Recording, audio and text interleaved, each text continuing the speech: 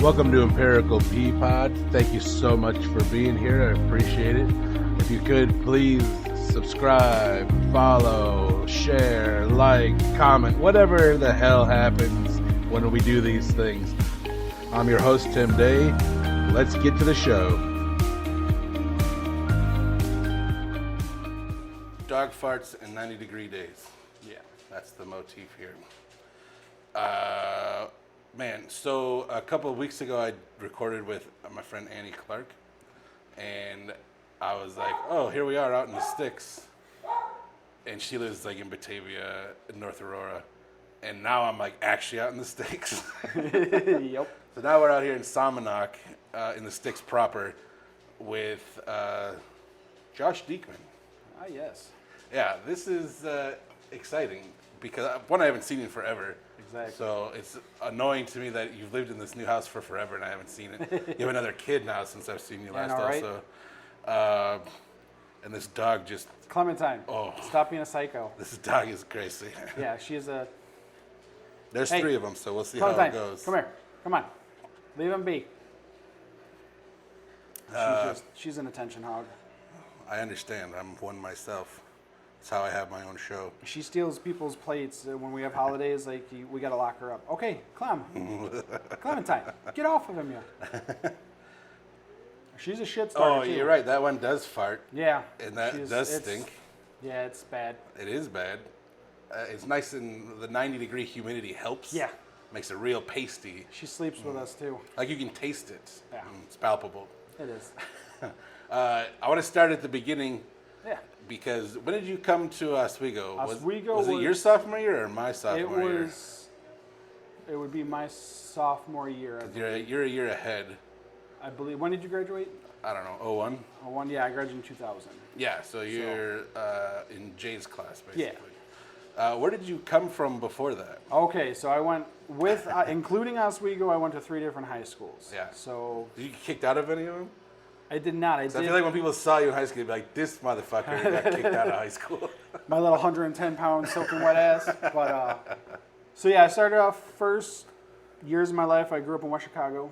I was there for, I think I did my freshman year of high school there and part of my sophomore. Parents got divorced. Mom moved out to DeKalb. I ended up moving in with my crazy-ass girlfriend's family. That did not work out. Really? That didn't work out? It did not work out. It's such a tale as old as time. She's no longer with us. That's unfortunate. Yeah, it's crazy. Moved back in with my mom in DeKalb. Went to DeKalb for about half a year. And then... Really? I actually didn't know that. Yeah. How the hell did you end up in Oswego? So yeah, went to DeKalb for half a year, and then when my parents did get divorced, my mom decided that she was going to live her life, and she had been a lesbian her whole life. Yeah. And so she ended up, her first girlfriend was actually my best friend's mother. So that was weird in West Chicago for a little bit. It was kind of, those were my delinquent days, and that's when I'm curious though, in retrospect, like obviously that's a lot to deal with then. Yeah. But like kind of looking back now, did it feel like, and you still talk to your mom? Yeah. Did it feel like she was finally coming into her own life though? It was. I mean, my dad was kind of, he's passed away now too. He passed away at 56. But That dad club. Yep, that dad club all the way. And when I got the phone call from my uncle, I was like, well, it's either my grandmother or it's my dad. I was kind of expecting it. I was going to be super sad if it was my grandmother. It was not. It was my father. Yeah. And we were actually in Tennessee visiting my in-laws, and my in-laws thought we were going to turn around and leave. I was like, whoa. Yeah. We're here on vacation. Right. My dad will be out. He's in the morgue. He'll still be dead later. My brothers and his brothers are taking care of it. And the assholes that my brothers are, they were plotting to steal his body and prop it up in my garden at my house. Yeah. In a chair. But now, because I've known you forever, that's not a weird sentence for me to hear. Yeah. But I love that it's been not even 5 minutes and you've already taken this to the absurdity of Off the Rails, because I 100% believe that they would do that. Yeah. Oh yeah, they would. And when they were there picking out the urn, my brother asked for the blackest black they had, and if they had an offensive bumper sticker, like if it's got tits or tires, it's trouble to slap it on there. He did get smacked by my uncle, and he did forget. Well, yeah, these are his brothers, you know. So. Yeah, but he also knew his dad. Yeah, he was. The way I explain it to my 10-year-old daughter is his brain didn't work right. He was manic depressive and bipolar. He took his medicine for a bit and leveled out, and then he realized he couldn't drink on it, so then he just kind of flew off the handle. So yeah, he was abusive. Mainly to me and my mom. I usually hid my brothers or protected my brothers. So you're the oldest. Yeah, I'm the oldest one, so I took care of. I took most of the ass whoopings. Yeah. And my brothers sometimes forget that, but you know, it is what it is. It's like I was the middle child for my mom, but my dad, I have a stepbrother who's just my brother, of course, but he's like 8 years older, so he was pretty much out if he could be. And it's like, yeah, well, somebody's got to be the punching bag. Oh yeah. So yeah, fast forward, they get divorced, and we lived in an old Victorian out there in West Chicago too, but it was a split level. So my dad moved downstairs, my mom was upstairs, my best friend and his brother moved in with his mom, and my dad thought he was just going to be able to go up there and have a threesome whenever he wanted, and my mom's like, no, you know. So I lived downstairs with my dad for a while because I was his only son, supposedly. It was a big old ordeal. So yeah, my dad got served with divorce papers. I had to move back upstairs. Then he kicked us all out on July 4th. And I mean, I was maybe, I don't know, 11 or 12 at the time. And we spent the summer in hotels, I slept in people's closets. Yeah, wherever you could. Yeah. Lawns, whatever, you know, we're basically homeless and basically just acting like fools. Because the only rules I had was don't get brought home by the cops. Right. Did you still get to go to school during that time too? It was actually summer. Oh, okay, nice. And then, we ended up, I think that was the summer of it's coming up, maybe that was my freshman year. Yeah.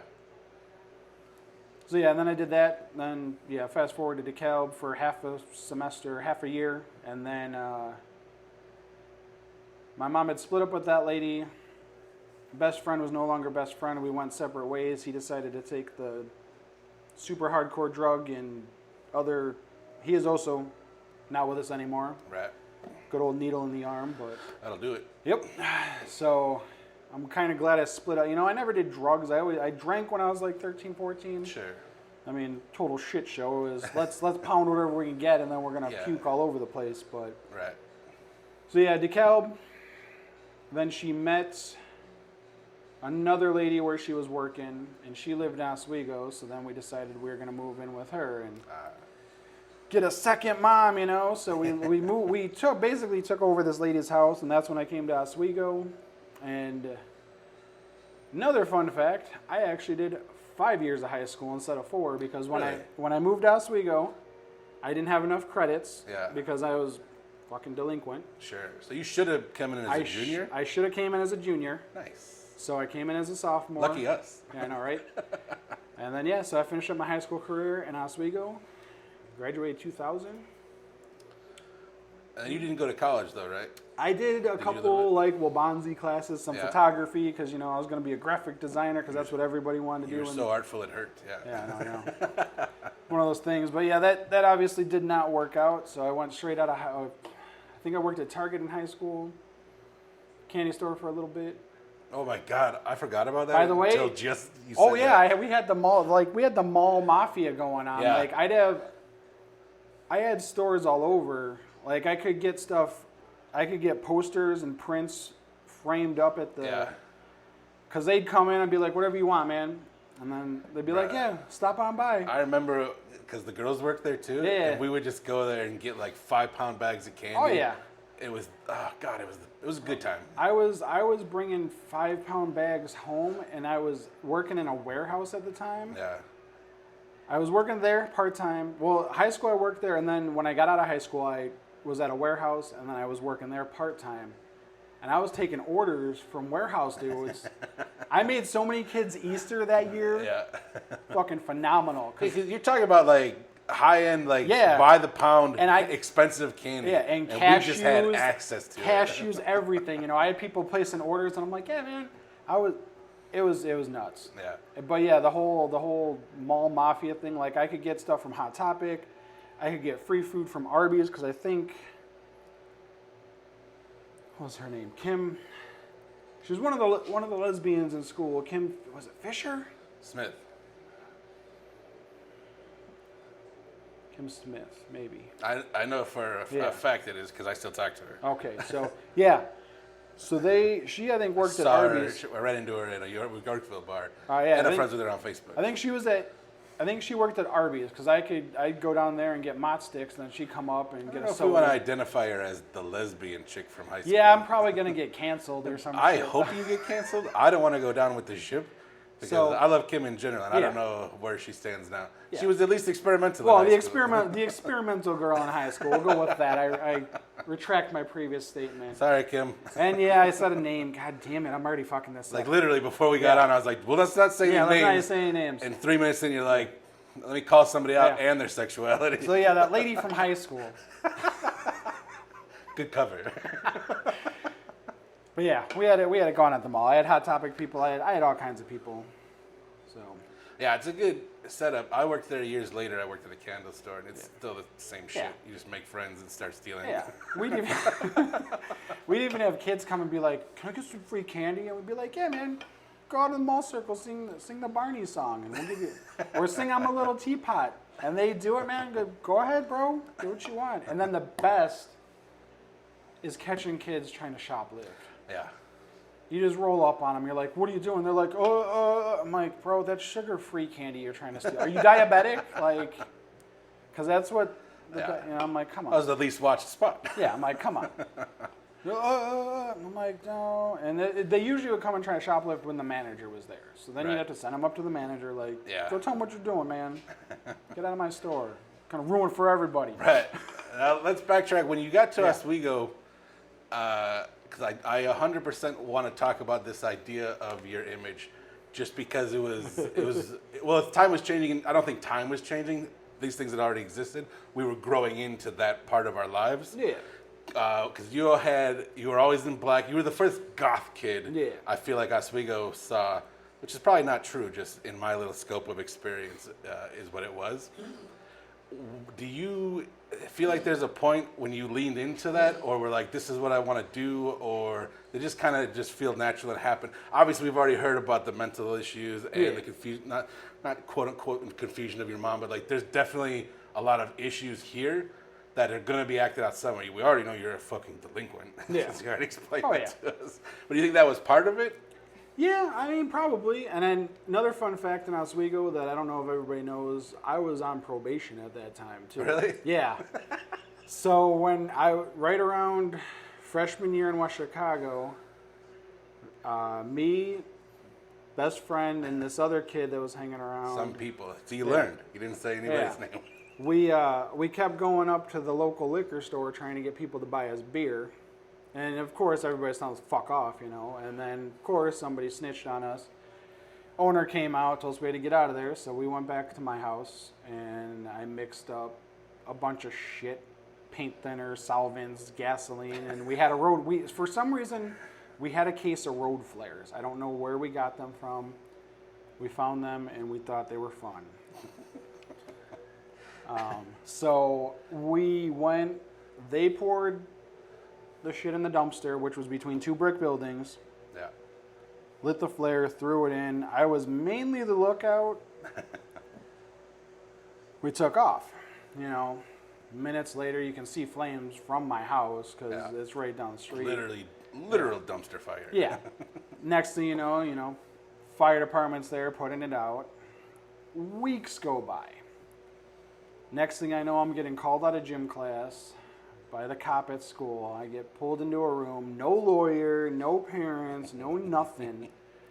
Yeah. I lie my ass off for an half hour straight. Like, I don't know nothing about this. Da da da da da. I was with my girlfriend. Well, of course, your girlfriend. I don't know nothing. Then they hand me a statement that my best friend wrote out. Oh, really? Snitched on us. You got ratted out? I got ratted out. That's crazy. He didn't get shit. Yeah. I had to go to court. My mom was super pissed. I had to pay $402 in court fines, and that was for the dumpster lid and all that. Yeah. Luckily, it was my first offense because I had never got caught for anything else before. And the judge straight up told me if this would have been my second, third offense, I would have gone to juvie until I was 18, and then I would have went to jail until I was 21. Jesus. Yeah. That sounds terrible. So I got away with, $402 in court fines.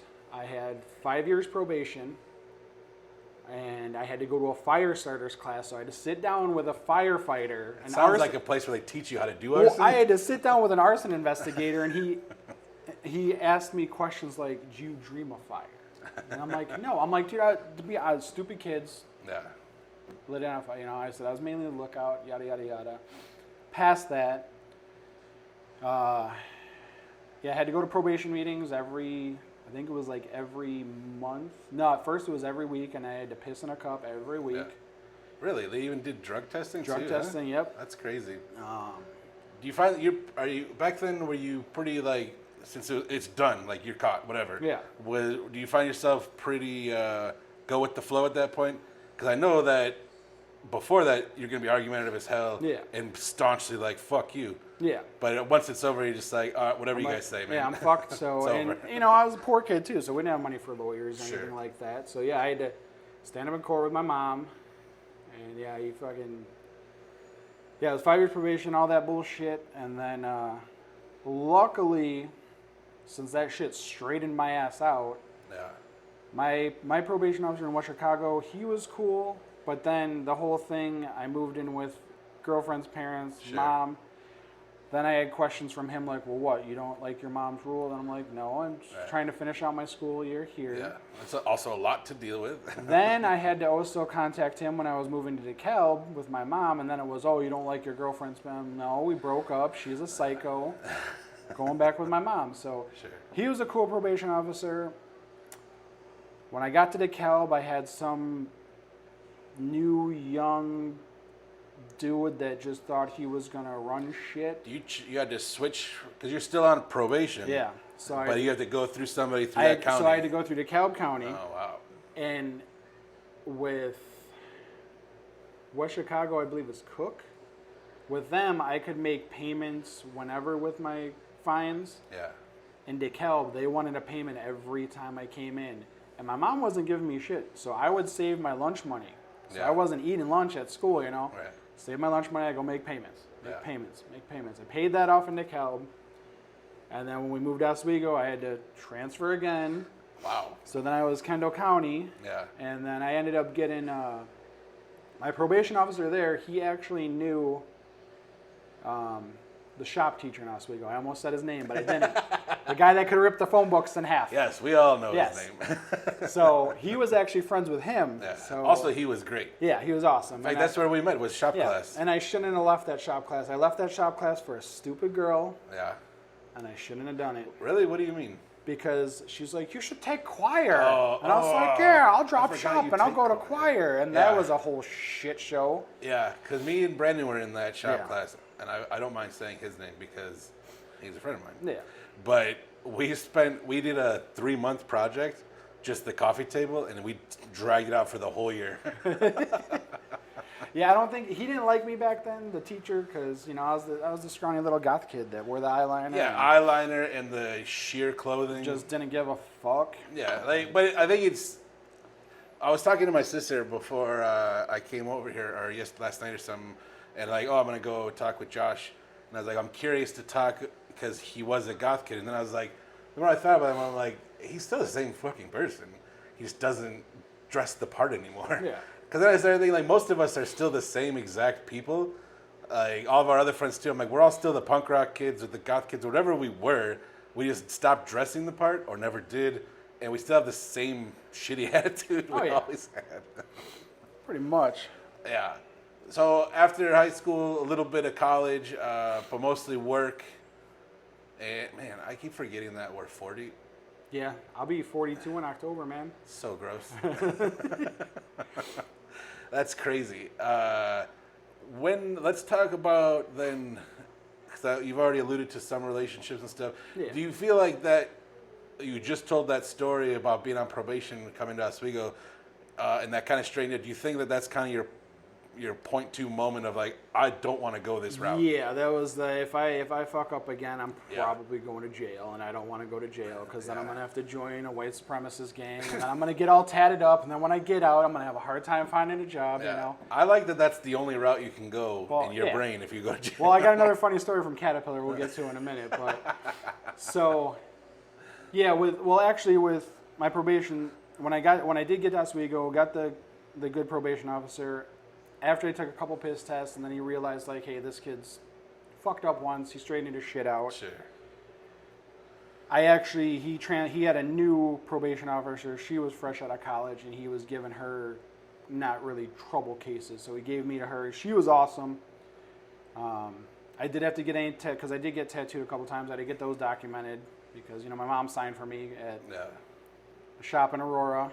The tattooed 17-year-olds if your parents signed for you. At that time. At that time, yeah. Now you can't. Now you got to be 18. Yeah.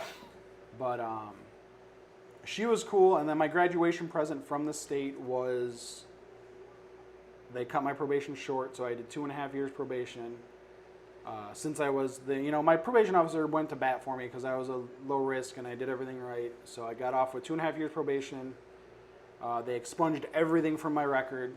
Otherwise, I would have had a Class X felony on my record. Really? Yeah. For dumpster fire? Yeah. Arson. Yeah, that makes sense. Yeah. So, yeah, they wiped everything clean so nobody sees that I don't even mention it on applications or anything because it's gone. You were never convicted. Yeah. So you don't have to even identify as shit. So it's good to go. It's gone. And then, I remember that court day, the judge told me da-da-da-da-da. And I had a whole spiel like, I've learned my lesson. And I didn't even have to say it. He just, going to wipe your slate clean and you're good to go, Mr. Dieckmann. I was like, thank you, sir. And then I looked at my probation officer and I was like, I'll see you later. And I was like, no, you know what? I will not see you later. I'm done with this. Appreciate you, but I don't ever want to see you again. And I actually, years later, I did run into the original probation officer from Oswego. I ran into him at Walmart. I was getting tires for my car. And I told him, I'm working at Caterpillar Welding. And we chit-chatted for a little bit and went on our way. So... That's awesome. So eventually then, when did you start in Caterpillar? So after high school, did a little bit of college, worked in a warehouse where my mom worked. Yeah, worked at the candy shop. Worked at the candy shop. I fucked up at the warehouse and I took an office job, and that was my one and only time working in an office. Yeah. And I decided I absolutely hate it. I cannot deal with office politics because so many people throw you under the bus.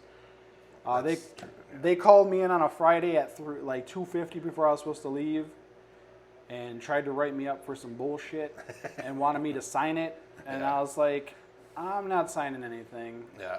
And they're like, we're gonna suspend you. We're gonna need your key fob. So I spiked my key fob off the conference room table and walked out. And the next day I got the call that I was let go. So I came in, cleaned my desk out. I was also working part-time at the Menards. One of the Menards stores, not the DC, the store. I worked at the DC. Yeah, You never worked at the DC, right? No, I just worked at the store. Then it was while I was at the DC, you were at the store. Yeah, and I was working the lumberyard in the yard and all that. So that's when I started getting I was starting to get a little buff, put a little weight on me because I was, sliding treated lumber, 6x6s, and then when you got other kids that are starting there and they're being lazy, and you go out there and just got to show them up. But that was good times too there. Yeah. And then that's when I kind of slowly I was transitioning from office, went full-time in Menards, and I was apprenticeship piercer. That's right. Yeah. So that was before Caterpillar. That's what the big chunk is too. Yeah, so I did that for, I was going into that shop for a long time, getting work done. Yeah. It's crazy to me because on the drive over I was like, fuck, that was 20 years ago. Yeah. I started off there just one day I was just hanging out and the phone was ringing, all the tattoo artists were busy, and I just picked it up and was like, hey, whatever that place is called, how can I help you? You'll get it. Which I don't even think is a big deal if I give them a shout out. No, actually, it's an awesome shop and there's good people there.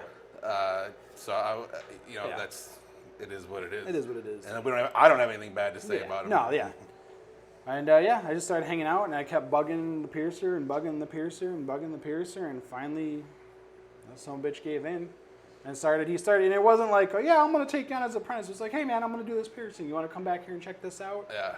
And so yeah, I just kind of observed, and then he tried to take on another apprentice for money, and that did not work out. So it was kind of shitty too, because it was like, oh hey, yeah, he's coming back with me because he's paying me. Yeah. You just keep answering phones, and I was like, all right. So it was never like an apprenticeship proper. Yeah. You Until were just kind of around. Yeah, and then once the guy with the money didn't work out because his bedside man, he was more in there because he wanted to see titties. Yeah, which is before we got on, we were talking about stereotypical things about that environment, and that's unfortunate. Yeah, there's a lot of that in that environment, and you gotta have a bedside manner. You just gotta realize like these people are coming in, they're trusting you with their bodies. Right. You just gotta be professional. If you're there to be a creep, then fuck out of here. Man. I've seen a lot of creeps in the industry. Yeah, I feel like I said, it's such a easy stereotype of creep, why you get into it even in a lot of places. It fucking sucks. Yeah. Because it was a cool thing, man. I remember, I still have a couple of my piercings. Oh, yeah. So I remember I was the guinea pig for a lot of shit. Yeah, and I heard poor, I'm going to mention his name because I can, and I've heard his name mentioned before on your podcast. Fucking Jason Carey is a trooper. That man. Yeah, that'll be the story for the ages. That dude, you guys came in, he wanted to get his lip pierced. Yeah. My instructor was not there, and I'm like, fuck it, I'm going to run it. Poor Jason Carey got his lip pierced like 5 or 6 fucking times that day. Yeah. But I got the ring in, and I got her closed up. I got her done, but it took us a while. At what cost? He sacrificed his body. I remember standing there trying not to laugh. Yeah, you're like, is he going to get this? Is he going to get it? But I think that might have been the same time I did my conch, because I have these thick cartilage. Oh, yeah. And it took like 15 minutes to get the needle through, and it was fucking sucked. Yeah, some of those situations. I remember the first time I had to pierce a dong. Yeah. I knew it was coming. It was this goth kid that used to come in, and he had a whole fucking ladder going on. And it was weird back then when I was still learning how to pierce. Like every time I knew I was gonna have to pierce, I had to take a piss. Yeah. So I'd go in the bath. I'd be like, "Be right back." I'm going to the bathroom, take a piss, and I'd fucking psych myself up. And I came back out the bathroom, and they're like, kids on the table, instructor's there. He's like, "Guess what? You're doing it." I'm like, "All right, fuck it. Let's run it. Let's do it. Yeah. Whip it out, motherfucker. Let's go." Here we go. Clean, marked, and I don't care. I got gloves on. I'll touch fucking anything with gloves on. I don't give a shit. Yeah. Also, I mean, it's an expensive piercing. It is. It's a good money maker. Yeah. So. Was that your first one? That was first one. Yeah. What piercing was it? So it would be. I know a lot of people don't differentiate. So he was getting. He kind of. I'm not going to explain them here, but there's at least 3 main piercings. Yeah. Which are wildly different. So he was getting kind of like a Jacob's ladder going on. Oh, okay, yeah. So we just went. I think that was his 3rd one. So just vertical. Yeah, that's not too bad then. No, it's not bad. Because I was gonna say I don't want to get too far into the weeds, but you did my apodravia. Yeah, you went big. Yeah. Well, you see what I'm working with. I did yours. I think I did Tony's. Yeah. I didn't mention his last name, so we're good. I don't think he'll give a shit either. Yeah, he doesn't give a shit. That dude is a 0 fucks given all the way. I've seen some of his posts. I'm like, yep. Yep. But that's wildly different though too, because like you said, just a little ladder is like it's almost just barely through anything. Yeah, it's just some skin. And just on the backside as opposed to clamping right straight through. Yeah. Also having a room full of people watching and laughing. Like, look at this guy's tiny dick. Everybody's dick looks tiny when they're on the fucking piercing table. Also in your hand, for fuck's sake. Yeah, I got big old bear paws. Yeah. So you did that. You did that for a while, but about 2 years. Because you weren't paying to be an apprentice, did you make? Because you worked still. Yeah. Which is I always think about your work ethic in general, because you worked full time, and then we're at the shop was like 12 to 10. Yeah. So being there also whenever you could to learn. At one point, I had 2 jobs, or I had a part-time job, a full-time job, and I was going into the shop. So when I would get off, I would go straight up there, and eventually I was graduated and became a piercer. Yeah. And that was also... That's when you started making at least a little money, right? I was making some, but the owner of the piercing part, him and his wife were going through a divorce. Sure. And it was fucked up because I was in my early 20s then, and he was, I think, I want to say late 30s. Yeah. And like I'd go to their house and like I'd almost be like a marriage counselor for these two. And like, yeah. And what the fuck do you know? And sometimes like it would get awkward sometimes because sometimes like it was like 6 months out of the year they'd get along just fine, lovey-dovey, and then the other 6 months she's like ripping phones out of the wall and then I get asked like questions like, well, if you were at the club, and I'm like, I don't go to clubs. Right. Well, if you were at the club, would you go hit on her? And I'm like, you know, you don't want to be rude and be like, no, your wife's not really my type, bro. But like, what's like, I'm not into that shit, you know. But well, also they're just looking for a justification for they their want shitty attitude. pretty at much. that point. And then they just kept having kids. Oh my God, there's a cat here too. Yeah, that's Mr. Dinkles. I love those. Not Dinkles, cats. There is 2 others. There is Betty, which is kind of my cat. She sleeps with me when I sleep during the day, and if I don't pet her enough, she bites me. She bit my eyebrow once. Really? And then we have another one that we just got that is Marshmallow. And she right now is living in Hudson's room because she's still kind of tiny. And Clementine and Mr. Dinkles battle. Yeah. Okay, Dinks, you're gonna... Yeah, Clementine has learned cat moves, and Mr. Dinkles has learned dog moves. Smart. Gotta one-up them. But yeah, the whole shop situation. So for a while there, I was piercing on my own.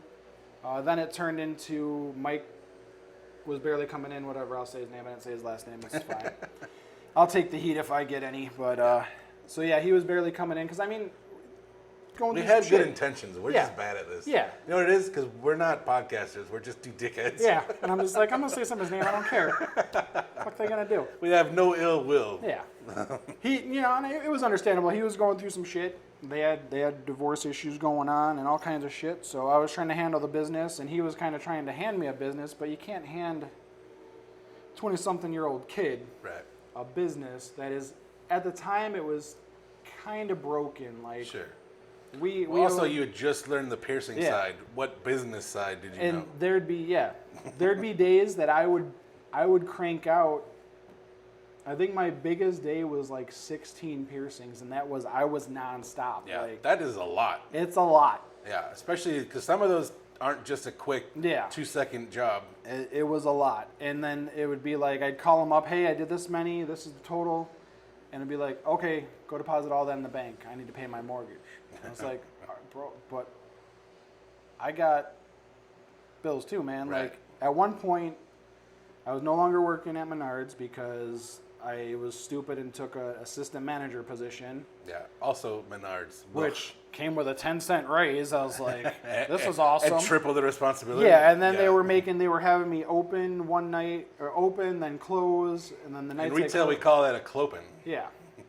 So I got fired from there because I was late too many times. But then I come to find out I got a thing in the mail once about they were firing people because they didn't want to pay them their profit sharing. Yeah, I was part of that class action lawsuit. Yeah, so I got some money out of that, and then did they give you? Because the last time I stopped signing up for it when they decided that we're not going to admit any wrongdoing, but we're going to settle out of court, but we're going to pay everybody in gift cards. I think I got a check for all right. like $700, I think. All right. Yeah. They definitely affected you more than me. Yeah, then. That's crazy. And so when I got let go from Menards, I ended up going to the shop full time because I was in between jobs. We'll call it that. I was in between. But so I went full bore there. I was making a little money, mostly tips, and then sometimes I would get paid out. But I was also renting bottom of a house with my youngest brother because at that time my middle brother joined the Navy. Youngest brother was going to get kicked out by my mom because all kinds of crazy ass drama. Sure. So I was like, I can't let him live on his own. So me and him got a place. And for a while there, my mom kind of disowned us. She only had one son, and that was the one that was in the Navy. Yeah. We didn't talk for a couple of years, and then we found out she was in the hospital for back problems, and then we went and visited, and then everything kind of got washed under the bridge. But Yes, I remember that time because Yeah. I remember hearing years later that you guys had reconciled. I was like, oh, interesting. oh yeah, because you guys were playing shows, and I was coming out. Yeah, and yeah. You were was- around for a while. I was around for a while. Well, yeah, Yeah. I was, with that one lady. Yeah, well, I mean, even before that too. Yeah, That was And coming that's out, how you met that one. Well, yeah, I mean, because we were doing piercings, and people were Yeah. coming to the shop, and I mean, I brought a lot of people to the shop. you guys brought a lot of people, Yeah, well, it was such a boom. Almost makes me sad because I don't have any like visible anymore. The only thing I have my nipples pierced, and the apadravi is like it. Yeah, the only thing I still got is the 4 beads that are in my wang doodle.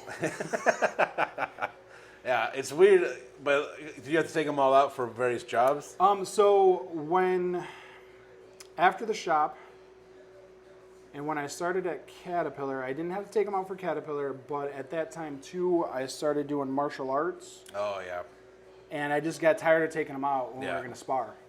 a lot of them are a 'Cause pain in the ass. They're a pain in the ass, and I think I got kicked in the nipple once, and that Yeah. shit That hurts, swelled up. bruh. I can't tell you how many times Jason Yeah. has given me a titty twister, Oh yeah, and somehow after 20 years he forgets. that they're pierced. Yeah, I don't think he sees me with my shirt off enough. Yeah.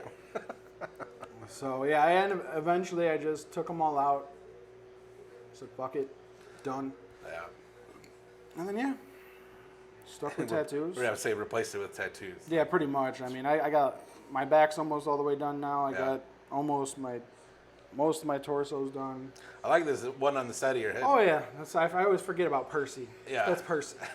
It's my crow Percy. How was that? So it was not that bad. Everybody's like, oh, did that hurt? And I mean, it's a tattoo, yes, yeah, but it's gonna hurt, but it wasn't bad. there's so many varying things. So when we first went to go do it,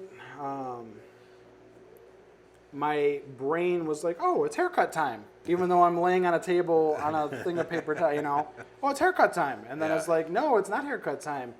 And most of it wasn't bad. I mean, I sat like a rock. Even my tattoo artist Did was you do like, one session? we did one side. We Wow. blasted that out, and so I have Hudson's name on my chest. Yeah, I'll say my kid's name. It's not a big deal. I got Byron's name on my stomach. sure. So we did the stomach first, and then we blasted out the head. And the only part that was, I'm not gonna say it was painful, but it was just weird, was kind of like back behind my ear Yeah, and on the neck part here. it's kind of layered a lot more. Well, yeah. It's thicker. I felt like I could feel almost like nerve tingling, but I felt it all the way down to my knee. Really? It was weird. Yeah, that like is it was weird. like tingly. I don't know. It was like a tingly sensation. Yeah. But yeah. For the most part, not bad. Yeah, that's cool. So. So after all of this, so after the piercing stint, that's when you cut out up a cat, which makes sense. Yeah. It seems like at that point it's like, all right, it's time to get a quote unquote real job Well, that's or a bit better job. the piercing job actually led me to the Caterpillar job. Really? So there was another shop that so in the tattoo and piercing world, there's shops that get along and there's shops that do not get along. Right. So one of the shops we got along with, the one owner, he would come and he would plow the driveway for us, and he was also working at Caterpillar, but he made it sound out like he was working at Cat in the union. No. This is the time when they were on strike, which they did often. Yeah, I think there was a little bit of a strike, and then I think they had just come off a strike. Okay. So he made it sound out like he was in the union, but I had to go to this other place to apply. Well, it was an outside contract company that Yeah. because at Caterpillar with the union, they were allowed to have so many contract employees. So it's basically like a temp service. Yeah. Well, it's tough to get into a yeah. union too. So I applied there and I ended up coming in, and since I had some inventory experience and whatnot, they Yeah. threw me over in a building where my job was to find all the oil lines, all the pipes and parts for all the hydraulic fluids, because they made those there, they welded them up, and then they powder coated them. I basically had to find everything, get it shipped to different buildings. Right. Because, I mean, that place was like a huge town. Yeah. The village, you know? Right. That place is ridiculous. And so one of the supervisors there took notice, and he's like, "What are you doing working for these guys?" Like, He's like, you know how to weld, right? And I was like, yeah. Never welded before. Well, I did at Menards. I used to repair the carts, but I lied to them too and told them I knew how to weld. And I in-store At least understood how it's supposed to go. I in-store used a 110 machine that was flux core. Yeah. I read the little pamphlet, practiced on a couple of carts, and I learned the basics at Menards. That's how, at this point, I'm one YouTube video away from doing whatever you need. Oh, yeah. So he tells me, hey, yeah, Cat's hiring for welders, man. So I applied. 3 days later, I got the call back. Went in for the interview. Then I had to go in for a test. They're like, you got to come in for 2 tests. One was like a computer written, if you're not a dumbass, if you're not, you know, if you completed high school, you should be able to complete this test. Sure. It's just common sense shit. Yeah. And then we had our second test was the piss test on site because they had their own medical facility, and a bunch of people just walked. They just walked. Nope, not doing this. Right. So I ended up, then they called me back. I came back in for a second interview, and then I ended up called back like 3 days later. Hey, we're going to take you on. You're going to have to go to weld training. So I was part of an experimental program. Yeah. So I came in. I was getting paid. And I would go to, we'd go to downtown Aurora, Wabanzi for weld theory in the morning. And then we would break for lunch, get an hour, and then we'd have to go over to Aurora East High School to their weld shop. And then we'd learn weld fundamental or weld there. Pretty awesome, actually. So all I did is I just spent all my time there in the booth, just welding. It was me and another guy that we became friends. When we first, me and him both went for interviews on the same day. I showed up in jeans and a Dickies button-down because I was actually working for the contract company, and I told them I had to go to a doctor's appointment. That was my interview at CAT. So I even had a Band-Aid in my car that I put on to make it look like I had blood drawn when I came back.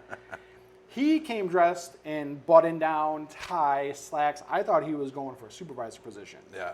Then we ended up in weld training together. And I was like, That's what a professional does, Josh. Yeah, You show up dressed as best you can. Exactly. No, I showed up in jeans, fucking work boots, and a work shirt. But yeah, we both buttoned down. Me and him we both passed our weld tests. First one's a pass. He went to the stick line, and I went to the boom line for excavator. So I've welded just about every part for an excavator. I've welded. I did a lot of stuff there. Wheel loaders, excavators, all kinds of shit. So also during this time though, from your piercing days, I want to talk about your wife. Oh, yeah. When did you meet your wife? I met my wife when I was at the shop. Yeah. She came in and was getting tattooed by... Because she's friends with all those guys as well. Yeah. So she was coming in. Her and her best friend came in, and they were getting tattooed by Dan Plumley. Yeah. Which he is no longer with us. Right. Hell of a good artist. I wish he would have just got his act together. Hell of a good artist. But yeah. Sometimes you just can't beat your demons. Sometimes. It fucking sucks. Yeah, it does. Because he was the same age as me. Yeah. Same age. Yeah. And so yeah, they came in, and she kept coming in. And you know, back then when I first started piercing, I was still kind of scrawny, but my job at Menards bulked me up a little bit. So then she kind of started taking notice. But I thought, she's this cool rockabilly chick. Yeah. She ain't gonna want nothing to do with this dude. And she thought that I liked her best friend. I didn't. I mean, I liked her, but I didn't like her in that way. Sure. So she kept coming in. And then eventually, I was with my previous fiance. Sure. And I was at the shop. You feel like we're dancing around something? We are dancing around. Here's what I'll say. See if this is good enough for you. If you know, you know. Yeah. And other than that, I love everybody involved, and it's worked out for everybody. Oh, yeah, it is. It's a shitty way to get there. It's a shitty way to get there, but it's worked out. Everybody's got beautiful families. I got absolutely. Like I always tell people, I'm like, I got no ill will. I mean, the only way I would is if somebody tried to do something to one of my kids, then I'd have to. Right. Yeah. It's fucking game over then. You know? Sure. Yeah. Don't say anything incriminating. No. Yeah. It's just game over. You know. I mean, I know. I've been told before that certain parties still think I'm coming for him, but I don't think anybody cares at this point. I don't give a shit. It's been We're fucking... all old. Yeah, it's we're been all 20 old now. years. But, so, whatever we just alluded to happened, and that's kind of where it seems like she kind of was like, oh, here's an opening. So, I had just quit the shop. Yeah. I still saw her a couple times because I went and got tattooed, and she popped in. It was when Plumley opened his own shop, and I went and got tattooed by him, and then she popped in a couple times. That was in Aurora, wasn't it? Yeah. Yeah, I remember that. And then... he had a bunch of cool art hung up, too. Yeah. I actually have one of his pieces because he gave one to us for a wedding gift. That's really cool. That's awesome. And we were still kind of in it. That was back when MySpace was the big thing, you know. So remember 2005? Oh yeah. So we were friends on MySpace, and I remember when that whole shit show went down. I posted some shit on MySpace, and a couple people were like, "Shoot, are you really?" I'm like, "No, people need to know." Yeah, well, we were different, Yeah, sure. it was different, and I just didn't give a fuck. You know? For sure. So I aired out my laundry. Yeah. And I ended up, I think I posted something like, bored this weekend, anybody got anything going on? And she fucking scooped it up. Hey, I'm going to a tattoo convention if you want to come with. Nice. So I drove out to Oak Park, where she was living at the time, in my Honda Civic that was lowered, that I bought off one of Jason Carey's women. Yeah. And I ended up locking my keys in my car. I forgot that happened also. Yeah. God, there's so much about your life I've forgotten. I locked my keys in my car because I was fucking nervous. I was like... That's always a good first impression. I'm like, hey, you got a coat hanger? So I ended up popping my trunk, and I was able to go in through my trunk, knock the seats down, grab my keys. And then, we went to the convention. She was getting, I think, her calf tattooed, and I was trying to find somebody I knew that would tattoo me. Nobody, so I ended up found some old school artist. He is a younger kid, but he did the key on my arm. Got that done. Nice. And then I was welding at Caterpillar third shift, and then that was kind of like our first just kind of little hangout thing. Yeah. And then I remember. Did you ever ask her on a date proper? I did not. You asshole. She fucking came at me, bro. She's aggressive. You know what? So, she's sure. We're gonna get into that. So it was Thanksgiving, and my buddy from Caterpillar invited me. I don't think it was Thanksgiving yet. I think it might have been the Thursday before Black Friday. Or maybe it was Black Friday. Yeah. He invited me over and eating food, talking, hanging out, and I get a text from her. Hey, what are you doing? I'm going to say her name. Yeah. Because you already named your kids like an asshole. So Trish, she texts me, hey, what's going on? I was out Black Friday shopping. I really don't want to drive home to Oak Park. And I was like, oh, fuck it, you can stay at my place. Because I had my own apartment. Because what happened, and I had to moved out within 2 weeks. Like you which do. It was fucking lightning speed. I don't think people thought I was going to do it that quick. But It was impressive. It was like a divorce, bro. I just took everything I wanted and left everything I didn't. It was, And but like I said, it all. And that was actually my first apartment by myself, on my own. Yeah. And then so she ended up coming over. She spent the night, and I was a gentleman. I gave her my bed. I slept out on my makeshift ass couch. It was like two ends of a couch that I think. When I moved out, I was given a bunch of stuff from her parents. Yeah. And it was like two ends of a couch or something. I don't know. They had it in their basement. Like, you can take it if you want. That haunted basement. Yeah. That shit was haunted. Yeah. The whole house says. Yeah. Well, nobody lives there anymore. Well, they don't live there anymore, but that whole house was haunted. We came home once and fucking table saw was running in the basement. Well, that'll be a different episode. Yeah. But I would love to. Yeah, we'll get into that one too. That place was. I got a lot of ghost stories. I've heard your stories. Yeah. But I've experienced shit in their house also. I even got ghost stories from the shop. Yeah. Where I went when I first started going to see Angela that does my tattoos in the city, she was at Old Town Tattoo, which is haunted. Yeah. There's an episode of Dead Files about the place, and it's fucking insane. Like it's creepy. But we're getting off subject. Yeah. So Trish, so she comes over. I'm a complete gentleman. Give her my bed. Good night. See you in the morning. Whatever. Blah blah blah. I sleep on the fucking couch. We go out to breakfast the next morning. She goes home. sends me a text later on like, you could have slept in the bed with me. And I'm like, just being a gentleman. Being so a good dude. Yeah. Like, I'm not trying to be a creeper, So For sure. And then I think she asked me out on a fucking date because I was a loser. And so we ended up going out to, I believe it was the Big C in Chicago. It was like Rockabilly Night or some shit. And, there's all these guys with their old cars and all this shit, and like she loves old cars. Yeah, and my dad was a piece of shit. I know how to change an oil in a car. Yeah. I can change some brakes if I look the shit up. Yeah, I can change a tire. My dad didn't give me any car, anything. Now small. What I know how to do is I know how to fish. Yeah. Small engines like mini bikes and shit. Sure. I can build that shit all day. Yeah. And that's because of my uncles. So like I'm this outsider, in this. Yeah. And I'm just like, I don't fucking know. And plus, I don't got like the tattoos that the rockabilly scene had. I just got tattoos. Yeah. Do you also like some of your tattoos are silly? Yeah, I got all kinds of any of us dickheads that are tattooed, we have dumb tattoos. I got Bullet Bill from Super Mario's on my left ass cheek. All right, I love it. And I have a Hello Kitty dressed as the Ultimate Warrior. I love it. But we have dumb tattoos. My friend who was the apprentice, he did that tattoo, and then ironically, he decided he didn't want a tattoo anymore. I don't know if my ass caused him to. I washed it before he tattooed. I think if I had to tattoo your ass, I'd be like, new profession. Yeah, I'm like, come on, this is what you're gonna have to do. This is what you gotta look forward to. It is part of it. Sometimes people are gonna come in and they're gonna.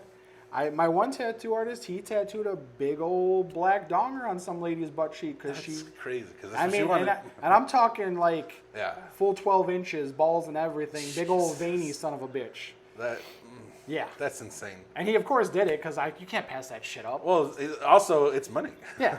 Somebody comes. I'm not here to judge what you get. Yeah. I'm here to just make it look as good as I can. Yeah, you want to get something? Like I had an older lady come in. She wanted her nipples pierced because she was going to throw a chain through it, throw the chain around her neck, and when she wanted a boob lift, she just lift her neck up and get them perky again.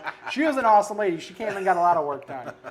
I had a lot of characters. I mean, we could do a whole episode just on piercing, but that's true. So, but back to wife. The car show. Yeah. And you're definitely out of place. Yeah. Because of the scene. Which, it's still, I feel like you can get away with it to an extent. Yeah, you can. If anything, you might get a stink eye because you're with a quote-unquote girl from the scene. But if you're just a normal guy, and she did have an ex that lived out that way, that her old car that she used to have, he tried to hold on to it. And oh, really? Me and the boys from the shop almost went out. We're like, do we got to go? Like, and she's like, we'll see. And I'm like, we didn't. And this is before we were even dating, It was like... And then, so that was our kind of a first official date and our first official kiss.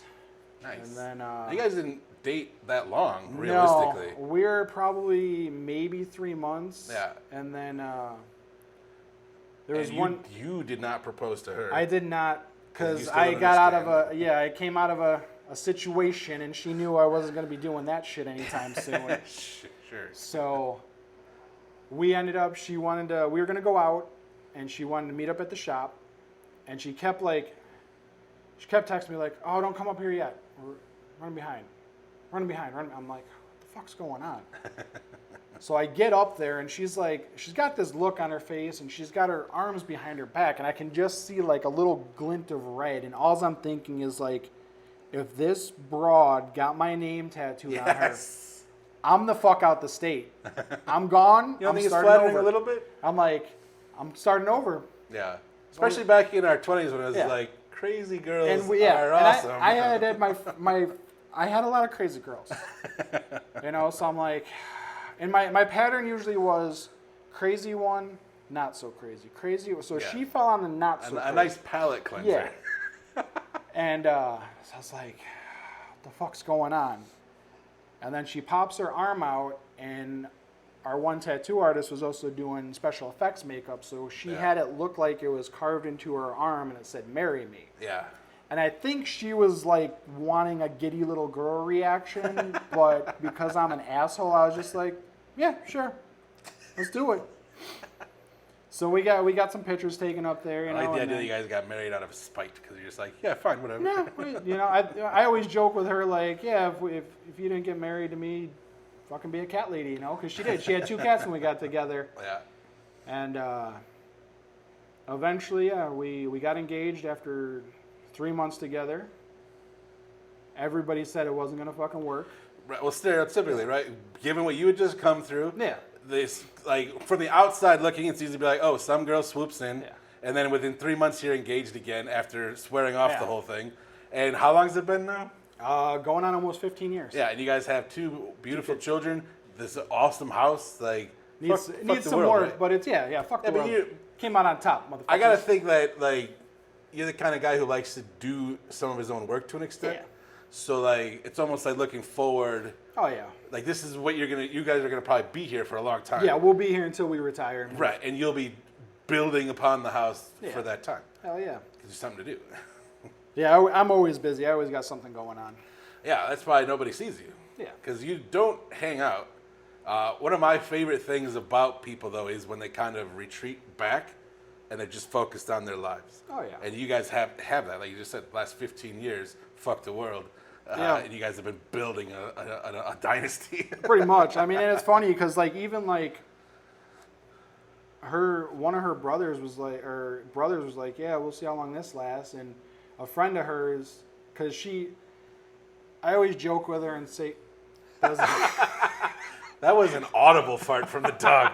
I've like smelled dog farts, but Jesus Christ, that was like you farted. yeah, she can rip them like the best of them. It sounded like a tongue coming out of her butthole. She's bad sometimes, poor girl. There Yeah. it is. There it is. For fuck's sake. Welcome to my life. Welcome to my dynasty. I don't like it. This is why nobody comes and sees it. Yeah, pretty much. When my mom stays here when we go on vacation, she's like, I got to get air. She brings air fresheners with her just to stack them around, you know. And but yeah, so if we get married. Well, we're gonna get married, and people are, oh, it's not gonna last. And another big thing was, I always call her lazy because her last name is Cush and mine is Dieckmann, so she's got 4 letters and I got 8 or some shit. I don't know. Too many Yeah. fucking letters. You should have just become Josh. I don't think I can do that, man. I don't got it in me, you know. I don't got the hyphen shit in me either. So I can't do a hyphen. I would gladly give up my name. I don't care about it. I don't know, like, and I didn't give a shit about that. I'm like, Yeah. I don't care, man, whatever. And like, we had people give us shit, like, well, if you're not ready to take his last name, you guys aren't ready to get married. And we pretty much just told everybody to piss off. We're doing this shit. Went to the courthouse, and we went into that courthouse with a fucking entourage. We were like 30 deep. Yeah. I remember the party afterwards. Yeah, the people ahead of us. Brains there. Yeah, we had all kinds of shit. It was crazy. I made those brains myself. Did you? That's awesome. I did. So my phone keeps blowing up. What is going on? Oh, it's just fucking. Make sure there's no emergencies. No, it's just spam text. Don't want to miss those. Yeah. So, Courthouse. courthouse. Yeah, 30 deep. So the people ahead of us, they were just two kids getting married. They had nobody with them. So we, of course, you know, when they did their IDs and the kids, we fucking cheered them on. Good times, you know. Yeah. And then, yeah, we went from the courthouse, we went over to a barbecue place over there, and we had our little meal afterwards. And then, yeah, the next day we had that big old cookout in Morris with the cars and the motorcycles and the bikes awesome. and the DJ and the keg stands back in my all. Well, that was, yeah, it's still kind of, I'm going to consider it still the all or nothing days because just got married, still drinking. Yeah. Not like when you were 13, but still. Yeah. Like, Well, yeah, I went through my spurt. It was like 13 till I got on probation. Then it was like, okay, no more drinking. And then. back when we were doing shows and Yeah. all kinds of shit, it was fun to socially drink, get a little drunk, but yeah, then it's back to. And then my actual first legal beer when I was 21 was purchased by my underage brother because he caught a shoplifter at the place that he worked at, and the owner gave him $50 for catching the guy. He's like, hey, can you do me a favor? It's my brother's birthday. He just turned 21. So my first legal beer was purchased by my brother, who was underage, and it was a Mickey's hand grenade. Nice. So. That's interesting. Yeah. It's fucking crazy shit. That is crazy. So yeah, I went through my spurts like through 21 through that. I stopped for a little bit and I kind of picked it up just socially, and then at the shop it was, you know, all or nothing days. We had Thirsty Thursdays we implemented. I mean, there's plenty of times I streaked across certain streets fucking butt ass naked. Yeah. Yeah. Well, the whole point is to have fun and get crazy. Yeah, it was good. I did 26 to 28 is really all I drank. It was all or nothing days. It was so fun. No family, no nothing. I'm glad it's over, but I had the best time. Oh yeah, yeah. So we had the cookout thing, And then we actually left that, I think it was that night. So I had made that big coffin for everybody to put our cards in. Mm-hmm. Well, I didn't make a way to open it. So that night after everybody left, I had a grinder at my buddy's house, and I'm trying to cut that fucker open without burning up the cards. And that next morning we left for Indy, went to a car show, did that for the weekend, and then we drove to Tennessee because my father-in-law got us a little, they were at that point, they were still in their motorhome, and they got us a little trailer there, and we spent a couple days there. We had just got my dog Delia, who was our first dog, our first child. She passed away last year. Wow, that's a long time. She was with us, 14 years. Yeah. So that's a good run. Yeah. And friends of ours actually took her when we were on our honeymoon. And then we came back and got her. And she's, the whole ordeal, the whole with court and the whole big party thing, I think cost us like $1,500. That's pretty good. Yeah. Because even like trying to have a really, really cheap wedding is impossible. Yeah. Yeah. No, that is one of her biggest strong suits is she is thrifty. She is phenomenal with money. Yeah. If it was not for her, we just recently paid my car off because we were just throwing, I think we had a 6-year loan. We paid it off in like 2.5. Jesus. Just throwing money at it. Boom. That's boom, awesome. Boom. I'm curious. One of the things I like is looking around the house is like, because you guys are all, very into the macabre. Like literally there was brains at your wedding party and she carved a proposal into her arm. Yeah. But the house is not decorated like that. Well, so here's is there plans, or do you guys just feel like you kind of... There are plans. We have recently started to make this place our own. Okay. 'Cause I know you've been here for, you said like 5 years. About 5 years. 5 or 6 years, but realistically, you have a 10-year-old, you have a 2-year-old. Like there's other things that you've been dealing with also. We still have a Plano house. We have You still own the Plano house? So technically, I do not own it because my credit was not very good. But so Trish still owns she it? still owns it. We have renters in that are friends of hers. We're trying to get them to buy it because we just want the damn thing off the books. Sure. And trying to get them to buy it. If not, eventually it's going to have to go on the market and just get rid of it. We don't owe that much on it. So, and it was our first little house. It was a little 800 square foot thing. I remember, yeah. And we just outgrew it. It was definitely a nice starter house. Yeah, for sure. So then, we moved out here before. The other thing is, we didn't really want Hudson going to school out there. In Plano? Yeah, just because I've heard some shit. Oh, have you heard better things about Salmonak? Salmonak, we've had our own issues, but it's gonna be issues everywhere, right? But there's issues everywhere, and that's the other thing. Like with my kids, Byron's too. When he's already ready, he carries a shank in his diaper. That's what he does. I heard a story before we got on about how he's stabbing you in the face in a tractor pull. That kid. It's true what they say about your second one. They have zero fucks given straight out the womb. And I told my wife Trish is always like, Hudson was never like this. Because Byron, he'll jump off some shit, get hurt, and then he gets back up, does it again. Yeah. And she's like, Hudson was never like this. And I'm like, but they're also wildly different children. Yeah, I'm like, Hudson's a girl. Sure. I'm gonna tell you this right now about boys. We don't give a fuck. Yeah, they're crazy. We're gonna go run our head into some shit, and we're gonna get back up, and we're gonna do it again. Yeah. We're just stupid. That's how it is. We're here to try and impress girls, and he's already trying to impress girls. This dude, we were at the dunes a couple weeks ago, and I took him down to the beach. Hudson was walking with her aunt, and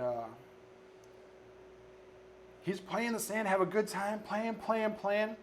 All of a sudden, ladies walk past in their bikinis.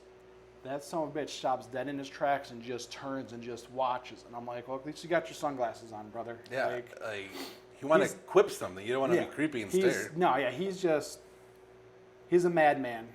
He keeps me busy. I love him to death.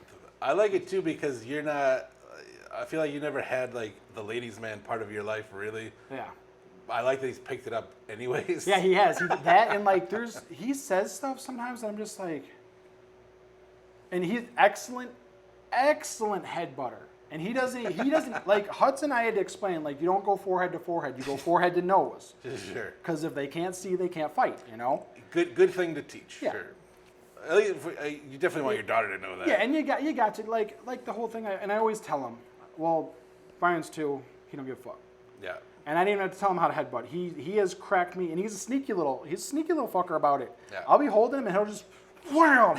He's like, "You want to fight?" And I was like, "Okay, bro." Like, start calling him Packy, like Yeah, the Pachysaurus dinosaur. Dude, yeah, with the he's- skull that they smash into things. he's a beast, and everybody thinks he's 3, and I'm like, no, he's only 2.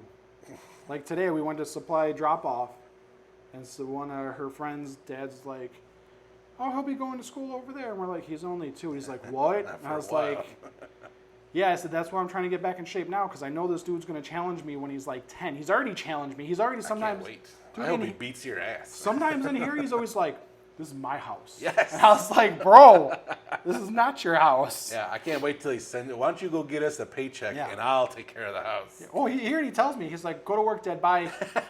Bye. He blows me a kiss, and I'm like, "Love you too, buddy." He's like, "Love you." And I was like, he's like, "Go work." Good for him. Yeah, he already knows. He already knows what's up. Yeah. And that's fine. But I try to teach them, like,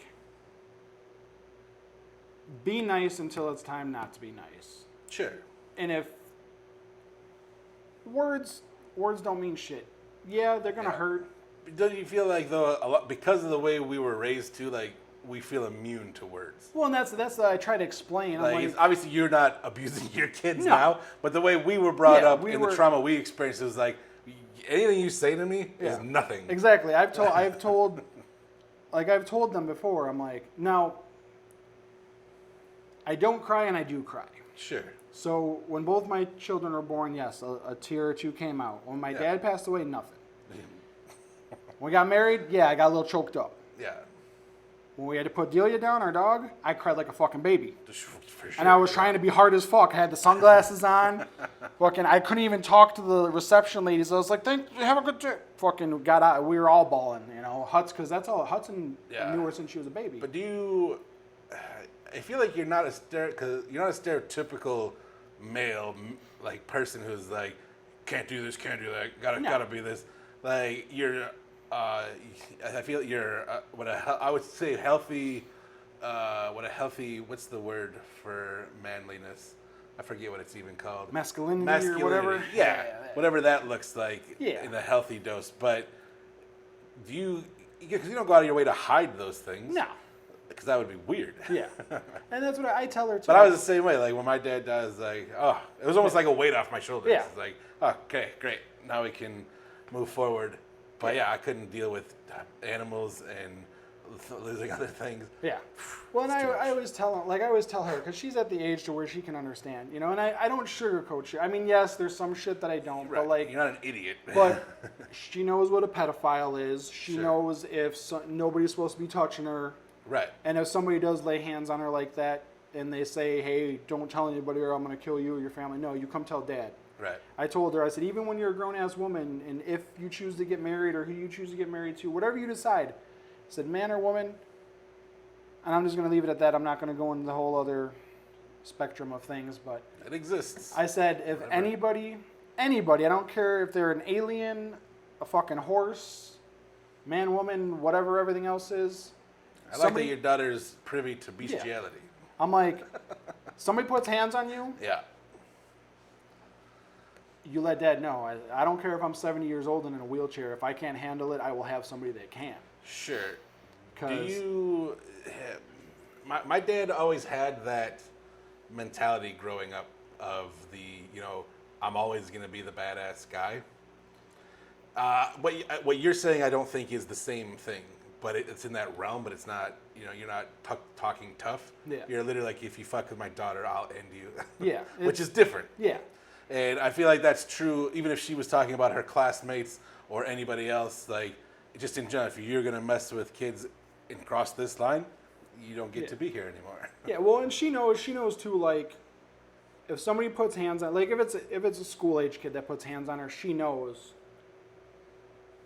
to fucking drop them and let it be known that she is not to be fucked with. She's been taught how to headbutt Yes. properly. And I've already told her too. Punch him in the throat. I said, doesn't matter if it's whatever gender. You hoof them straight between the legs. Yeah. It's gonna fucking hurt. That's true. But do you find that you want to teach them to disarm the situation, or I do. with the intent to hurt somebody? Well, this is my whole thing with them. I tell them, walk away first. Sure. I said, don't let words get to you because they're just words. Right. Yeah. Some people will not give you the option to walk away. Now it just becomes a different and situation. that's what I always tell you. The best self-defense is to walk away and get out of that situation. Yeah. When that changes is when they lay hands on you. Then you need to let it be known that you are not one to be trifled with. Because, I mean, I got bullied in school. Yeah. When I was in, what was it, 2nd grade, I think, I stuck up for a girl with Down syndrome, and, like, my whole class turned on me. Yeah. End of the day, I had 15 kids chasing me. Jeez. My mom always taught me, take out the leader and the rest will stop. And back then, you know, I had my metal lunchbox, and it just happened to be the Rambo First Blood one. Of course it was. Camo with him on there with the big machine gun. Your stupid life. And the first kid that got close to me, I cracked that son of a bitch with my lunchbox. He dropped. I'll bet. And I'm just like, whoa. Everybody halted like brakes. You heard them. Yeah. And some 6th graders like, hey, you gotta get back. No, I beelined it from my mom's minivan. I jumped all the way in the back. Didn't even buckle. Just in the back, ducked down. And I was like, drive. And my mom's like, what? I'm like, just drive. And I explained to her the situation. She got the phone call. And they actually congratulated her for teaching me to stick up for myself. Yeah. Do you feel like you could point to that particular moment as being like, you can take the power away from somebody and basically hold it over them? It was a little bit. Not in like a shitty way where it's like you're a bully now, but it's like, okay, this is, if you stand up to them, they're gonna fall apart. Yeah, they did, and for a while they did, and then I think later on in like 5th or 6th grade, I was the nerdy ass kid. I had the big ass cheap ass glasses. I had the cheap ass clothes. That's why I always loved the transition of that to eyeliner, sheer clothes, and the gothic stuff, because it makes sense. Like I said, we were that age. Yeah. You know, I had my Marilyn Manson shirts. My parents just wouldn't let me do anything beyond that, and that's only because I bought my own shit. But it's just crazy to see like nerd guy, goth guy, back to nerd guy. Yeah, pretty much. Pretty much. Now you're just a dad. So yeah, I had ended up, you know, I got bullied some more, and then at one point I started telling people fuck off. Yeah. And then it was like, whoa. What a good phrase. That helps. I love it. That's the other thing. I always get, Dad, why do you swear so much? I'm like, motherfucker, I've been through some shit. Do you swear in front of the kids? Yeah. Not at them. So I don't swear at them. I do swear in front of them because I don't want them to be out in public somewhere. Like, say we're out somewhere and say somebody starts cussing. I don't want them to be like, oh, you said a bad word. Like, and like I said, I try not. It's words are words. Yeah, and I don't sugarcoat it for them. Like I said, obviously there's some stuff they don't know about. Like, she's already tried to ask where babies come from. Like, we're not having that conversation right now. Right. Like, you gotta get a little older, but like, she knows the world can sometimes not be a nice place. Yeah, what's crazy too, because you said she's 10. Yeah. Did she turn 10 this year? She will be 11 this year. Okay, so she's gonna turn 11. Like, so she's going to junior high. So yeah, she'll be She's going. I work in a junior high, bro. Yeah, no, I know. Like, I've heard some stories. It's wild. Yeah. Like, I went to junior high, and it was not wild then. It's wild now. Yeah, there's people that already have boyfriends and girlfriends. Yeah. And she's like, I don't want a boyfriend. Yeah. She's like, I'm 10. Right, and she's correct, but it's just crazy to think of the difference in like where the kids are at. Oh yeah. You know, during those 3 years of middle school, which is. It's like, I wouldn't want to have that conversation with my 10-year-old either, but she's going to get it. I know, I'm just like, and that's the whole thing, like, we still got all the magic here, you know, like, the Santa, the fucking elf, the Easter bunny, one year, she asked Santa Claus for a unicorn for Christmas, so I went to my brother's house, and I typed up a letter on the computer from Santa, talking about, you know. They're an endangered species? Well, they're protectors of the world. Nice. And we got her a toy unicorn, but he's saying, you know, that they got to keep the magic going, so we can't, you know, nobody can actually own one and this and that. So she still has the letter, but we've talked about all this hard-ass bullshit, and then you turn around and you're like, I better write a letter to my daughter about why she can't own a unicorn. If that doesn't sum up Josh Dieckmann, as I know him, nothing does. Got to do it, you know. Yeah, no, that's awesome. So yeah, we're on the what? We're on the wedding topic, right? But yeah, all the haters that said we weren't gonna make it, like I said, 15 years later. I call that just, even if you guys decided to divorce today, it's still a success. Yeah. Like, it's weird how we decide what is a success and what isn't. And it's funny because we've both, like, even when we got married, Trish was like, "You're stuck with me because I don't believe in divorce." I'm like, "That's fucking fine. I don't care, man. I'm down. Let's ride. Let's go. Let's do this." So you got together out of spite, and you'll stay together out of spite. pretty much, Maybe that's the secret. fuck them all, you know. Yeah. And that's pretty much what it is. It's pretty much us against the world. Yeah. What do you think is next for you guys? You think you'll have any more kids? No, There's kind of a gap there, right? Yeah, so there's about an 8-year gap. With Hudson, we tried for 2 years before we got pregnant with her. Yeah. Well, I didn't say she got pregnant. I Right. just helped, you know. Yeah, you did your part. And then there was, I don't want to say there was a rough patch with us, but there was a patch where we kind of just, I'm not necessarily going to say we like drifted apart, but it was kind of just like There's an adjustment period. and Any relationship is a constant evolution, right? Yeah, and she went full blown into this. She was selling clothing. Sure. Won't mention all that. Yeah. And it was kind of, she was doing that. We all had a plan at some point. Yeah. I was working part-time too at another buddy's bar as a bouncer, so I was getting money, and then I was taking my pay that I was getting there, throwing a 20 in the slot machine, winning $200, you know, because I'm not a stupid gambler. Like, once I get to like 60 or $100, I'm cashing that shit out. And I like that you play a slot machine and you're like, I'm not a stupid gambler. So, and then I was buying my own toys. Yeah. Like, a lot of my toys that I have, she didn't even know I had. And then one day I was like cleaning stuff. She's like, "When did you get that? When did you get this?" I'm like, "Well, you jumped into this clothing thing." Never you mind. The clothing thing went from like, "Hey, I'm thinking about selling this," to like, "Hey, I'm selling this," and we dropped like a lot of money. Which she made the money back, and she got in at the right time, made money, got out at the right time. But there was that was during that spark when everybody had some quote unquote scheme that they were going to make it. And realistically, a lot of them sounded good.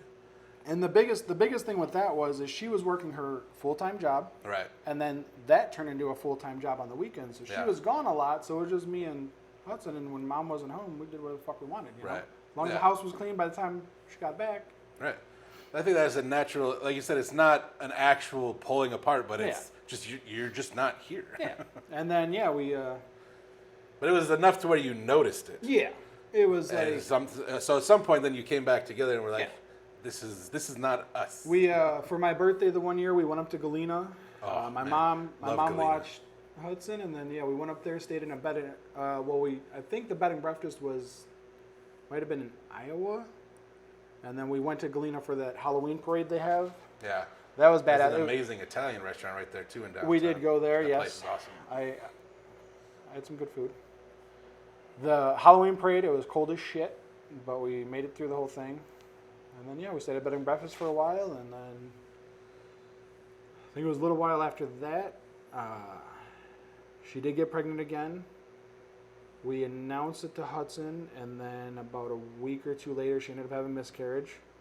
It was one of the first times I called off of work because Hudson had a family reading night, and she was going to take her, and she found out that day, and she's like, "I can't." Yeah. So I feel like that's the end of whatever day. And it fucked with her for a long time. Yeah. But we got through it, and then I want to say it was maybe a couple months later. It was fucking bingo bango. Byron's on the way, you know. Yeah. So that one stuck, and yeah. He's a fucking maniac. He's a madman. Well, he had to go through hell to get here. Dude, that kid's got no quit. He's got no quit. Yeah. Like, and even with the age gap, like, she might come through and like just give him a little smack, and then he's like, "Okay, it's game on." So then they get into fists. We've awoken the beast. And then she'll crack him like he's a grown ass man, and I'm like, "He's only 2. You can't do that. You cannot Spartan kick your brother." Like, but he gets right back up. Like, all right, and I gotta separate them. And then there's times where they get along just fine and they're playing together, and then you say, "No, I'm not." No. Yeah. Or I snap a photo and I'm like, "Gotcha." Going back to what do you guys think is next then? Done having kids. Yep. Kind of just wait out retirement and work on the house. So we're working on the Realistically, house. you guys have it fucking made. Yeah, so all these rooms. This room had. This one didn't have too much wallpaper. That room had like wallpaper, like theater curtains almost. Yeah. And we actually had our neighbor across the street. Is there air conditioning in here? I have a unit upstairs. Are you guys just uncomfortable? Like to be uncomfortable? I'm fine from my years of welding at Caterpillar and God, the heat. I hate you so much. Like it's funny. Like at work, Yeah. there's certain rooms there that are obviously refrigerated. Sure. Yeah. And there's certain rooms that are air conditioned, but then out at the box maker, it is not. Yeah. And I've been working out there because one of our people's been out, and I kind of float around. I know most of the jobs there, so I kind of just do what I do. Like some of the, I was on You're the used to being in the elements. Yeah. When I worked in the factory, I guess you're right. It was always so uncomfortable. I was on the case washer, and it's like a sauna over there, you know, because Yeah. it's washing at 152 degrees. And the one kid's like, "Do you need a fan?" I was like, "No, bro." Because my shirt, like, he's like, "Is that water or is that sweat?" And I'm like, "I'm a man. That's sweat, brother." He's like, "Do you need a fan?" And I was like, "No, I do not need a fan. Does it look like I need a fan?" Yeah. Good to go, bro. It's like, "What's wrong with you?" I'm like, "I don't know, man. If you figure it out, you let me know." Yeah. And funny story about the crow on the side of my head, Percy. I didn't tell anybody at work that I was getting done. Really? I was like, fuck it. I'm 40. I'm pretty secure in this job. I know most of this place. I don't think they're going to say anything to me. So I just ran. And I'd been thinking about it for like probably about 5 years. I was thinking about getting the side of my head tattooed. Yeah. And when I hit 40, I'm like, fuck it. People got face tattoos now and they got jobs. That's how, when I started the factory too, I was like, I like this factory job. I'm going to start getting shit on my hands and stuff you can see. Fuck it. Yeah, I'm like, we're just going to run it. Also, the society's still evolving also. It's becoming way less of a thing. Yeah. As long as they're not offensive, nobody cares. Yeah, exactly. So, anyway, funny story too about this is since I had started learning more jobs there and I kind of picked up the slack because a couple people quit or got fired, I had a secret meeting scheduled with the general manager to get a mid-year raise. Nice. And that was like a day or two after I got the head tattooed. Yeah. Or no, I don't even think I had been into work with it. I got it done on a Friday, and I went on Monday To the meeting. And he's like, don't let it. He's like, nobody knows about this meeting. Like, if you say anything, like, I'm like, nobody's gonna know. I don't talk, And I was able to sneak in there. I got in his office. He was in the bathroom, and I just sit in there, quiet. And he comes in. I scared the shit out of him because he just saw me. He's like, new tattoo, huh? I mean, because it's fucking fresh, you know? Yeah. New tattoo. I go, yeah, I also got my son's name on my stomach. He's like, okay. He's like, well, what is it? A crow, obviously. Yeah. And then we had our talk, and I ended up getting a raise. Nobody knew about it. Nice. So, and then, the next I came into work that night. People were like, what the fuck? Yeah. Got the reverse Mike Tyson. And I was like, and they always ask me, like, what time do you think we're going to be done? And I'm like, I don't quote times, man. I don't quote times because anytime you quote a time, something's going to fuck up and we're going to be here later. Yeah. And I go, and I tell them, what's up, B-Man? Hey, there he is. I tell them, but Percy says we're going to be done on time or earlier. And they're like, who the fuck's Percy? I'm like, the crow that lives on the side of my head. What's up, bub? You going to be shy, boy? It's all right. We're wrapping up anyway. Yeah. So Percy tells time. Yeah, Percy tells time. And Percy also, caw! He likes to crow sometimes. My maintenance homies there, they'll caw at me and I'll caw back. Or if I see them and they don't see me, I'll get on their maintenance channel and I'll crow in there. And then they're looking around like, where's he at? And then, I got plans on doing the other side. I just don't know if I want to match it up or if I want to do something different. Yeah. I don't know yet. There's you know how assholes like us are. So there's always more tattoos. Yeah. You ever get the anxiety of like, I'm running out of body? I still got. Or even like sometimes you look and be like, I wish I would have did this here instead. I did get one on my stomach covered up. I had this like, at the time I thought it was this cool badass snail thing that this one artist did, and we didn't finish it, and it had been years. And finally I was just like, we got to get this shit fixed, like. So I had my artist, fuck it, I'm gonna say his name too, Ryan Nutini. I had him cover it up. I have his work on me. Yeah, he's at a thin line tattoo in Batavia. Yeah, I'm not allowed to go there. Why not? Oh, I've not talked to you since that. I was getting work done at that particular establishment, and you know what? I'll tell you the story offline. Yeah. Because I am. You don't want to get in trouble? Well, fuck them. The artist that had an issue with me is no longer there, anyways. Because I've worked with Joe, I've worked with Ryan. Yeah, Joe did my head. Yeah, I feel like I'd be fine to go there. Yeah. Also, not for nothing, they've been around forever. They know I know you and other things like that. But the owner at that time backed his artist, which fair enough. But holy shit, yeah. When we get off here, go ahead and finish your story. Yeah, so I had him covered up, so we just did a Grim Reaper snail over it. Nice. So I got a big old Scully with the hood and rib cage poking out and a big old scythe. Kind of going Halloween theme on my torso, so Hudson had got upset because I got the snail done and it was by Byron's name. Well, how come I don't have anything by my name? So now on my torso we're starting it's her as a vampire scorpion like hybrid. So she got 4 arms, she got the fangs, she got purple hair, scorpion tail, which comes up onto my chest, which I'll tell you right now, right underneath my titty. Yeah. That shit sucked. I'll bet. I was like, what the fuck are you doing to me, bro? Yeah. And then we took a little break, and he's like, I just want to go in and do a little bit. Is it okay? I'm like, Ryan, you do what you got to do, homie. I'm going to make some fucking faces. Yeah. I'm probably going to sweat a little bit. Right. But you just do what you got to do. I will sit as long as you need me to. Yeah. Just do it. Get it done. Yeah, there we go with tattoo stories again. So what's next around here? Yeah, no more kids. We're just getting too old. Yeah, I'm going to be 60 years old when this kid's in fucking high school, you know? Yeah, I mean, you'll probably still be all right at 60. So yeah, I did mention, getting back into shape for his sake and for the kid's sake. Yeah. We have a fitness competition at work.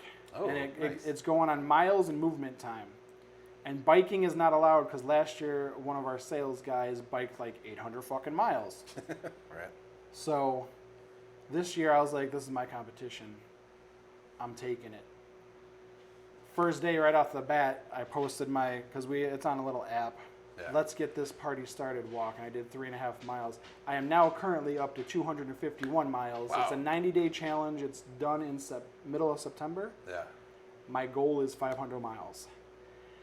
I've got the guy that's in second place he told me you're killing it walking. Yeah. And then I was like, well, this big boy can run too. Yeah. When this gets posted, that'll be over. Yeah. So when it's live, you'll have to go on there and say if you hit your goal. Oh, I'm gonna hit it. Yeah, great. I've been fucking running it. Like, and I've even done a couple of runs too, and I hate running, but I'm just like, no. I actually got my mile time down to 12 minutes and 4 seconds, which for a 250-pound dude, which I was at my heaviest, I was 270. Wow. I was almost 300 pounds. That's crazy. Yeah. Coming from high school, 110, 125. I actually can't even imagine that. And then I was about, I think, in the 20s, I was around 210, and then, family life hits and sure, yeah. get lazy a little bit. And that's what I did. I got lazy for a little bit, and it just it blew up.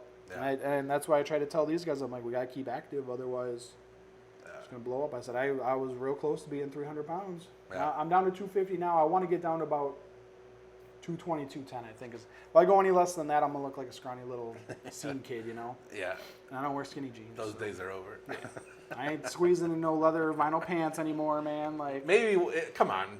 Just for old time's sake. Just try and squeeze them on. We got to get a picture of you in your mid-40s in a pair of fucking vinyl pants.